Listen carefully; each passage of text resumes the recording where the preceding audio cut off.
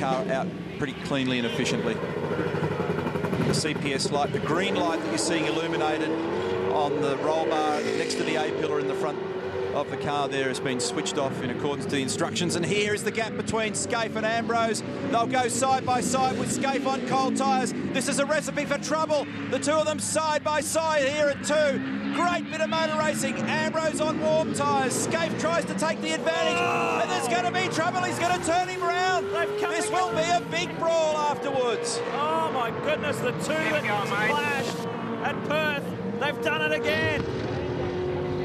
We said that Eastern Creek's been a hotspot for V8 supercars in the past, and it hasn't disappointed. And Skaife will be furious. I want to hear him on the radio.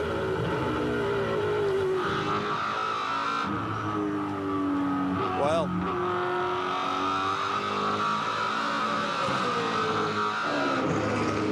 between these two teams, Neil, is just not on the racetrack. Russell Ingall's stop was 7 seconds. Marcus was 4.7. Skaife was nearly the same. So both these teams just as competitive in the pit stop, which put them back out on the track the same. This has worked perfectly for Craig Lowndes. I've just walked into the 888 pit bunker, and the message prior to that incident between Marcus Ambrose and Mark Skaife from Campbell to Craig Lowndes was build a gap, go hard. We need you to build a gap here and try and cement this lead. I've also spoken to Phil Keat at FBR. He says they are watching the temperature gauges very closely on Jason Bright's car right now. They'll need to, because that damage looked pretty bad at the front. Here it is again, the Zinger replay, turn 2. Skaife down the inside. Remember, his tyres are cold. Marcus has done a lap on his. They're side by side on the exit.